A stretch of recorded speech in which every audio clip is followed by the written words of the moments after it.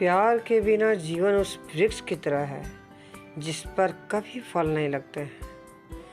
प्यार मनुष्य से करो, प्रभु से करो या खुद से करो, लेकिन प्यार करना सीखो। प्यार में बहुत आनंद आता है। मन अस्वस्थ 3 कारणों से होता है। पहला, अपनी इच्छा के विरुद्ध कोई बात करना। दूसरा, अपने पूर्व कर्म जो कि भले बुरे होते हैं उनका स्मरण होना। और तीसरा, भविष्य की चिंता करना। इन तीनों कारणों से निजात पाकर मन स्वस्थ रखने के लिए हमें परमार्थ के मार्ग को अपनाना होगा। सबसे सरल, अपने घर में प्रभु जी का, भगवान का, जिसको भी हम मानते हैं, ठाकुर जी का मूर्तिकार रूप से रखना या मन में इच्छा रखना और प्रेम बढ़ाना है। इसके लिए नित्य सेवा तथा नाम स्मरण मात्र उपाय ही है बस। इसलिए सदा गृहस्थ को आनंदमय बनाने के लिए उक्त उपायों का सहारा लेना चाहिए। मतलब, यदि हम किसी से प्रेम करते हैं तो पहले उसका आदर करना सीखें, उनके प्रति निष्ठा रखें और साथ साथ अपने घर परिवार का भी ध्यान रखें। वस्तुएं केवल जीवन निर्वाह के साधन मात्र हैं, किंतु हम भ्रमवश उसी को सुखद मानते हैं और इसका परिणाम यह होता है कि वस्तु की सहायता से सुख प्राप्त करने के बदले हम वस्तु को ही ज़्यादा प्राप्त करने के पीछे पड़े रहते हैं और अंत में दुखी हो जाते हैं।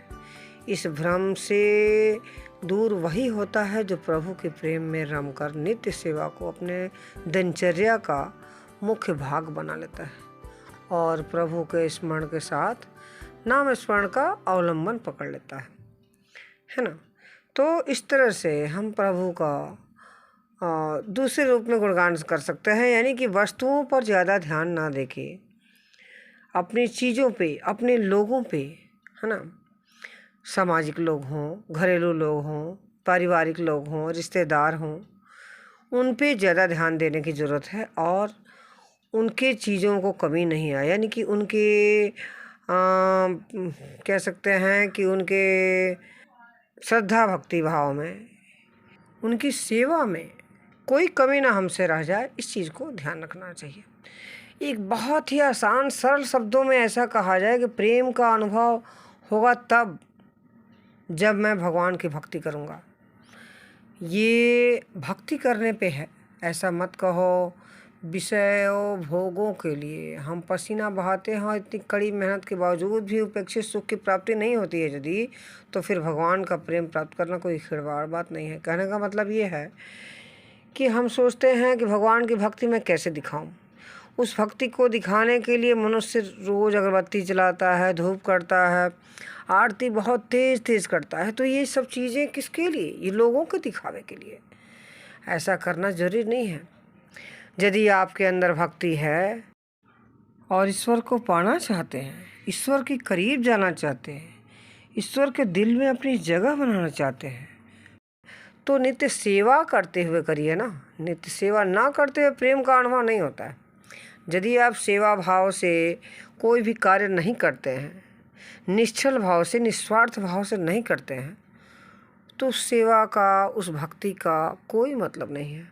इसलिए प्रभु से प्रेम प्राप्त करने के लिए नित्य सेवा तथा नाम स्मरण का अवलंबन, यानी कि अवलंब होना अत्यंत आवश्यक है। इधर श्री मन नारायण जी का ये प्रसंग जो आपने सुना, वो श्रीमन नारायण के लिए ही नहीं है, सारे देवी देवताओं के लिए है, सारे धर्मों के लिए है, सारे मनुष्यों के लिए है, सारे पूरे ब्रह्मांड में बसे जीव जंतुओं के लिए है। इसीलिए किसी एक को ना समझकर पूरे ब्रह्मांड को यदि वश में करना है तो अपने प्रेम भाव से, अपनी भक्ति भाव से, अपने चरितार्थ से, अपने चरित्र से, अपने स्वभाव से ही किया जा सकता है। आज के लिए इतना ही। ओम श्रीमन नारायण, ओम नमः शिवाय, ओम महाशक्ति, ओम सभी देवी देवता। और भी ऐसे ही भक्ति चीज़ों के लिए देखते रहिए आपका अपना मनपसंद चैनल देखो और सीखो।